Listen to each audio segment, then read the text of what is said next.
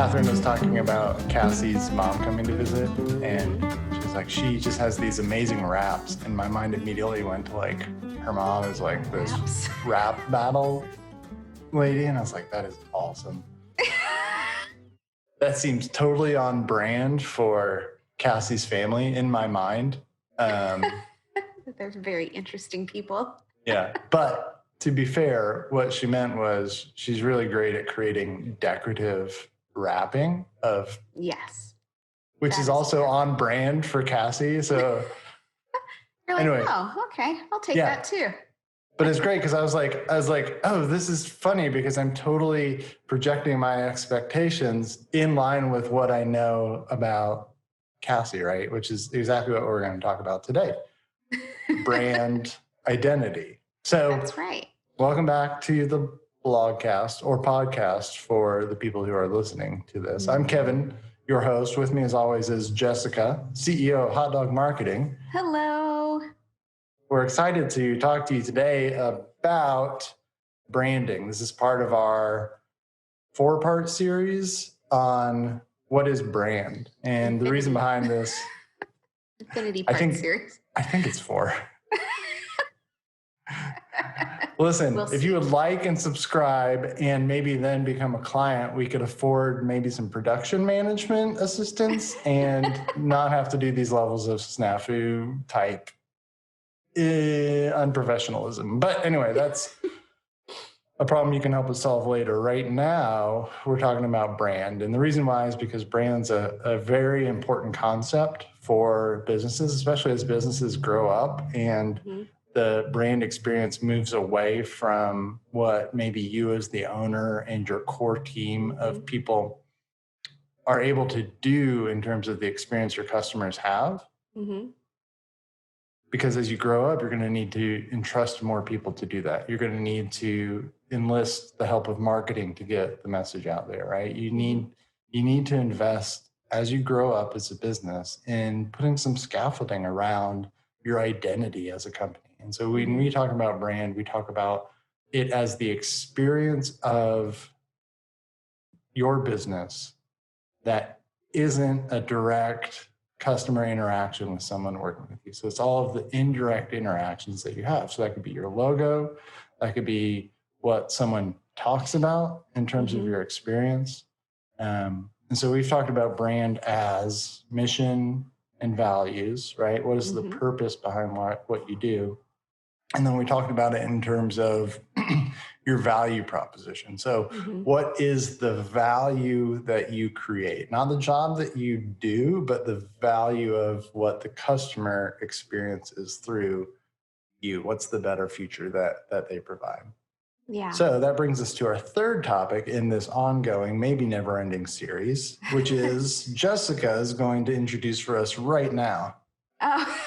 So we want to talk about how you create that customer experience with your brand that is an accurate reflection of the first 2 parts of this series, your mission, vision, and values and purpose, and what you're trying to get across for value proposition. So those things have to align. And so when I think about our company as an example, if you've ever been to our website, hotdogmarketing.net, you'll see we have a pretty fun website. We go to the About page and our headshots spin, and there's GIFs behind our headshots, and we've got, not animated, but illustrations instead of a bunch of stock photography. We are trying to, from a visual perspective, in that initial first impression, make customers feel like, oh, working with them, it's going to be exciting, it's going to be fun, because they also think those things about their business and that their growth is going to be exciting and fun. And they want that kind of partner. They don't want a partner. We don't want clients that this feels like a real heavy weight to them, right? And we want them to be excited about the engagement. But I think that also when you talk about values and our personal mission and vision, right? So the internal part of it, we know that that's a big part of the positivity aspect. The mission to help fast-growing businesses. We want to make sure that was a part of our branding from the get-go. And so those things have to align the right way, and we're going to attract the right kind of customer. I've had feedback before from other CEOs that don't know our brand very well that said, you should maybe have a more serious name or a more serious website. And I'm like, I think people would be super disappointed once they start working with us. Yeah. If they were hiring for something with that kind of brevity, like we do serious work, but we want to have fun along the way. And it was never a kind of company I wanted to work for. I don't want to work for that kind of company. No. So that's a huge part of that. So yeah. And what's interesting for me, so you may have noticed a little bit of emphasis around the word fun and the word positivity. One of our values is positivity. I know this because I'm an employee and I helped develop those values and codify them. So obviously I would never get that wrong. However, maybe in conversations with prospects, I talk about our value in terms of having fun, which it is an aspect of positivity. But it's important for me in sales to set that expectation because honestly, it's a key element of how we work. We need to enjoy ourselves because especially because of the creative aspects of what we do, we generate new ideas, new concepts for you. If we don't enjoy ourselves, then the creative aspects of our brains get shut down. So there's a scientific reason why working with us is fun. Yeah. Most of it has to do with the fact that Jessica's personality is really fun and you can't help yourself but enjoy working with everybody who is part of this company. But for me, when I think about brand, I'd love to kind of think about how, and maybe have you talk about how when you were establishing your brand, how did you come up with those elements, right? Because it wasn't I can't imagine you sat down one day and you're like, you know what? It's got to be fun. It's got to be based on dachshunds because I love dachshunds. I really think the colors blue and orange. Blue is calming, while orange is the color of citrus. And so I really want to communicate that citrus. if you work with us, you'll be relaxed, but also be energized by the vitamin C. Yeah, like it's not that, right? That's not the process. So tell me a little bit about brand and kind of those distinctives. Like how did that happen? Is that an organic thing? Is it a forced process? It's a little bit more of a forced process. I would say that when I started like all other companies where you're just like, here's a logo, here's the website. We go to get some customers, see how this goes. And I talk about that period about 4 years ago where we went through with you the mission, vision, and values, and then talked to customers, and really made a put our flag in the ground and said, this is the kind of customer we're going for. Instead of trying to say we want to help all customers, we knew exactly who Mr. Hot Dog was, and we wanted to be very purposeful in attracting that kind of customer. So then we had to go back and look at all of the super fun materials we had. I mean, we're not short on fun ideas, but there's a couple of things that happened through that process. The messaging got more in line with how we were trying to position ourselves, a lot more clear cut, a lot more clear on who we were trying to work with. We looked at all the visual elements about our website and our, event materials and our brochures and sales material, and said, how do we keep it fun, but get across that we have experience, that we are legitimate, that we've been around for a while now, that we're trustworthy, we're low risk, all the things that we know Mr. Hot Dog cares about, but doing it in a visual way. So we added things like a darker shade of blue. We added a pattern to our materials. But if you look really closely at the pattern, it's a bunch of little fun dog things that are hidden back there, right? We made our illustrations less about the dog and more about what we do for customers. So a lot of those elements came in. And then as we evolved the website, some of the things that happened with our branding, like the fun about page that everybody talks about, is we realized that after we launched the new website, we were looking at traffic, and our highest converting page on the website is the About Us page. Yeah. People visit that page and then contact us from there. So we're like, we're going to go all in on the About Us page and think about all the ways we can really bring the brand out here. And so that's where the idea came around for some of the fun stuff you see on that page. There's an illustrated timeline of our history. Instead of writing it, we illustrated the whole thing from beginning to end, the rolling GIFs, things like that. And then we looked at the customer experience and really tried to figure out, where the friction was once we got them through the sales process, making sure that they continue to enjoy their experience. So we do everything from giving them lots of materials on what to expect. We even set up a client success department that works with those customers during that process to make sure they feel supported and that they have a relationship here at the agency. We send out fun client gifts throughout the year to make sure they feel great about continuing to work with us. We've set, it's processes, it's communication, it's that first impression stuff we do with the website and the marketing, but it all comes together to create the customer experience of our brand. And every time there's an opportunity to improve something in our business, we look at the brand first and see what would be an appropriate extension of that. Yeah. So in summary, it's that easy. It's that easy. Good luck. I mean, it honestly is incredible when you think about the intentionality in thinking through how do these aspects of who we are as a business, right? Our values, our story, our value proposition, what we're trying to convey, the experience that the customer needs to understand they're going to have with us, then translates into every aspect of that interaction with your company that doesn't have to do with talking to an actual person, right? Your brand. So maybe talk to me a little bit about how you recommend and how we work with clients to take them through this process. Yeah.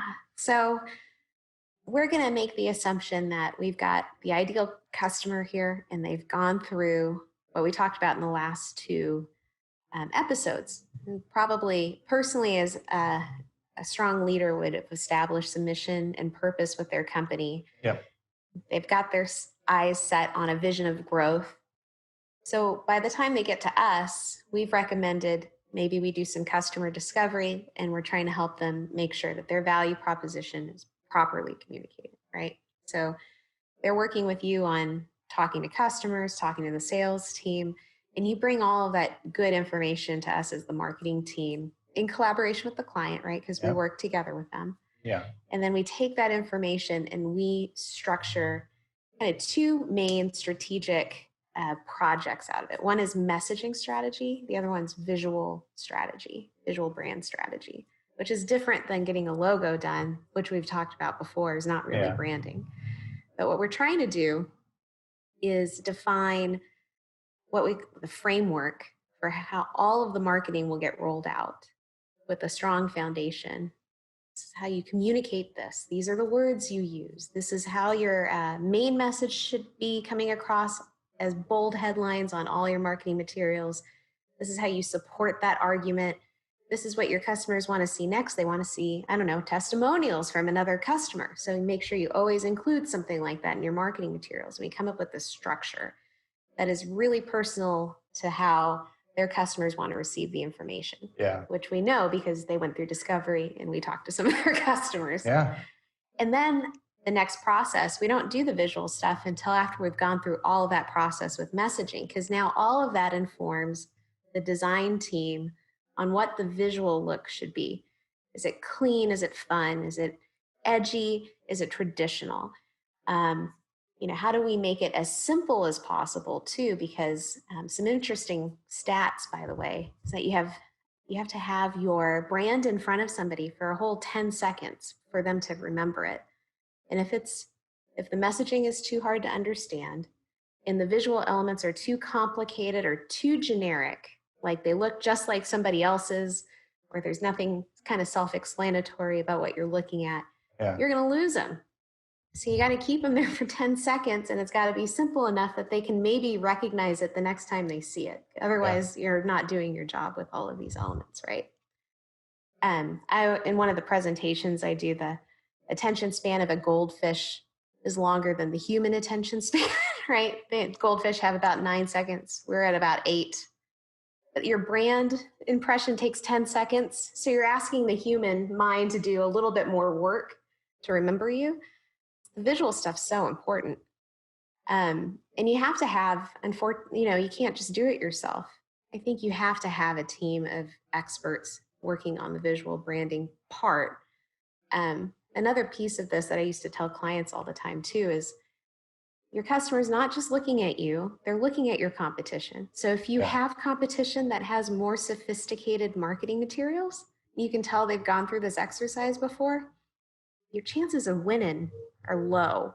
You've got to be at least on par with your competition as far as sophistication and how you're delivering your marketing. Yeah.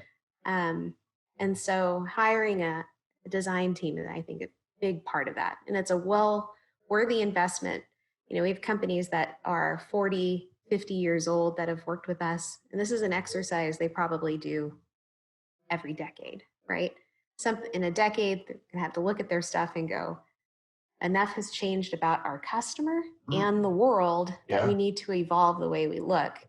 Big brands do it all the time too, right? Yeah. Sometimes it's subtle, but you got to keep up with it. Yeah. And then we take all of that and your information about the customer journey and experience and give them recommendations on how to assert their brand at different points, through the marketing to the sales part to the delight phase of having a customer. And, hopefully they take our advice. What we can do is support them with good technology and good marketing materials along the way. Yeah, and really fine tune it. Mm-hmm. Yeah, no, I love that point about attention span. It's really true, right? So maybe talk me through kind of our process for walking customers through this, because honestly, after about 8 seconds, I stopped listening. No, it's a lot of work. It is a lot of work. It is really complex. But when you do it, when you align those things from mission and values to your value proposition to the customer expectations and experience and journey, you are enabled to then, with marketing, do so much lifting in terms of enabling great experiences, not just for sales. And I think this is a key thing that stood out to me in what you just said. A lot of customers think marketing stops once they become a client. Yeah. And it really doesn't. Marketing is the act of influencing your customers to make them better customers, right? And especially for us, like, I'm a sales guy. The CEOs who are watching this, they are in sales. That's your primary job. It is a lot cheaper to get a sale through an existing client than through a new client. That's right. So why wouldn't you be investing in increasing their delight, increasing their satisfaction, getting to know what their needs are, expanding their awareness? I mean, so many times we hear conversations like, yeah, we would just love it if our customers knew that we did this service. Yeah.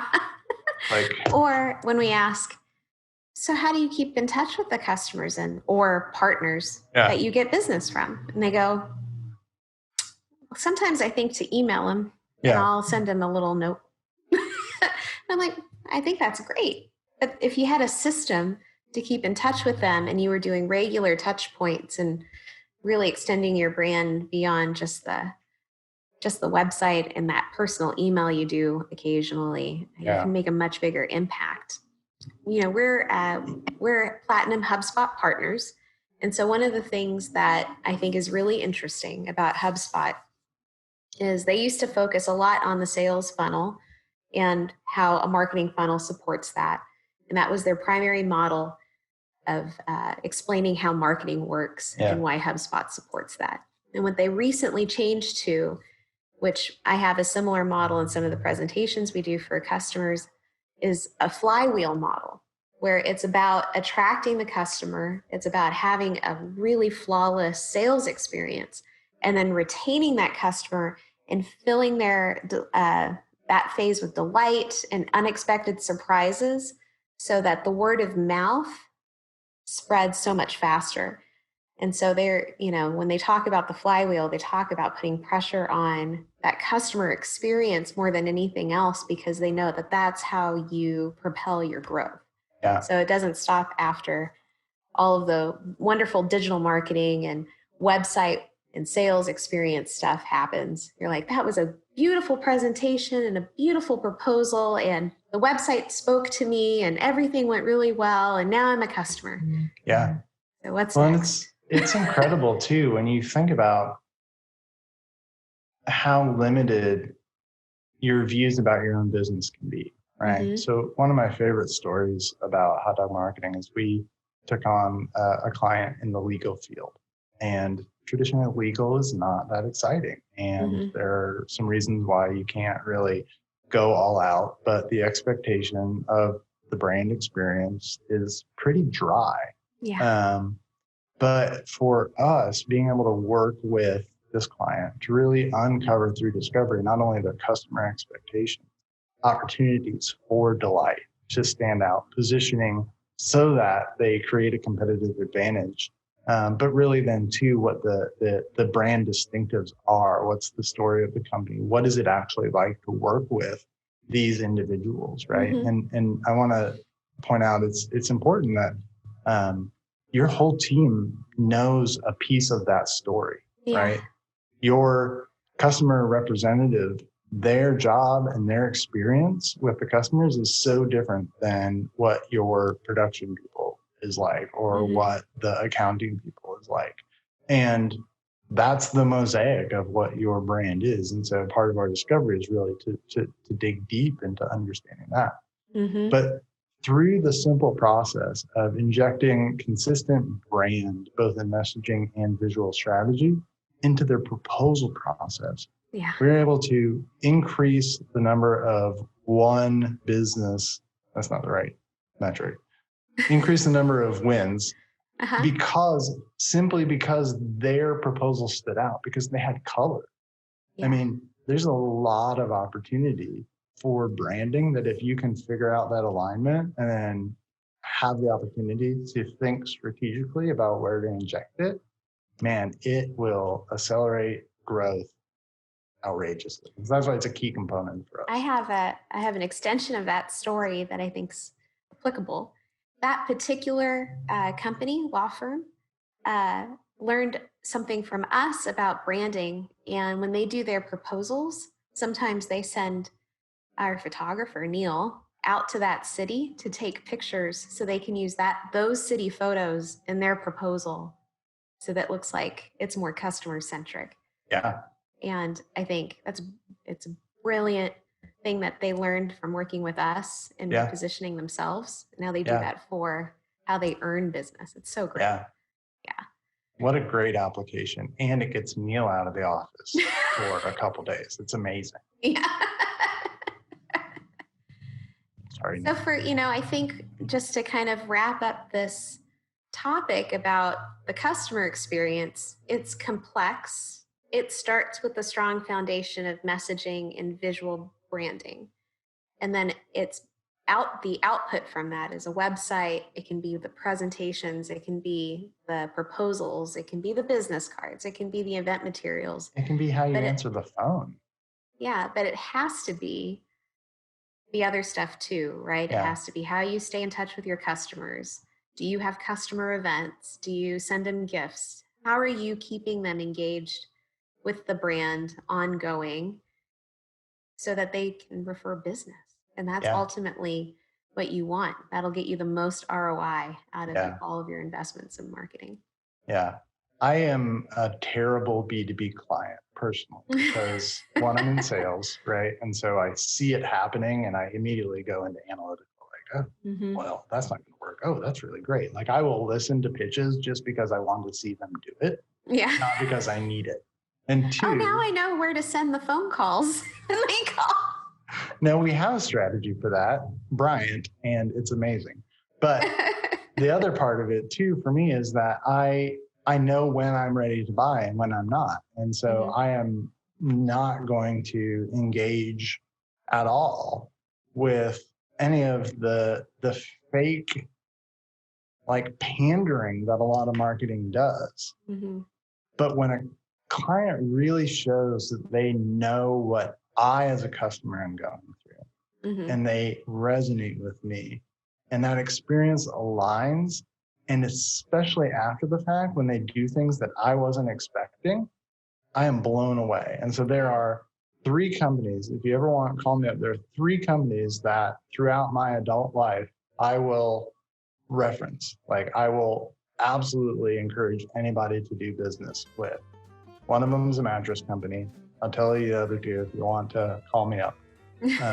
But seriously, like it is amazing to me, who is turning into my grumpy old man dad, who basically is annoyed whenever anyone tries to talk to him. Yeah. That I will bend over backwards to tell people how great of an experience I had with these companies. So it really works. Yeah, it really does work. And we've been blessed over the last 8 years that our customers refer a lot of our business. So, well, this was great. I hope we inspired some of our listeners / viewers to / readers. In the future, when historians document this in the annals of hot dog marketing, don't limit your vision to the present, Jessica. Open your mind to the horizon of possibilities. Yeah. And this is put into tablets. I feel like I just ruined the ending to this whole podcast. Yeah, we were so close to wrapping it up real neat. I know, it was come off with such energy too. Classic Kevin, on brand, ruining things again. Well, anyway, I hope we inspired people. Yeah, next time. How to do things differently and more aligned with their brand, and how to discover what those things should be. Yeah, and next time we'll wrap up this discussion on brand, talking about the equity. And we've done brand equity before, but we really want to bring it up because it is a flywheel, right? This is an ongoing investment in raising your awareness in the market so that you become the known, right? The go-to whenever people have the problem that you solve. Yeah. And that's what we do. We help you get there. I love it. All right. I look forward to it. I'll see you then. All right. Bye. Bye.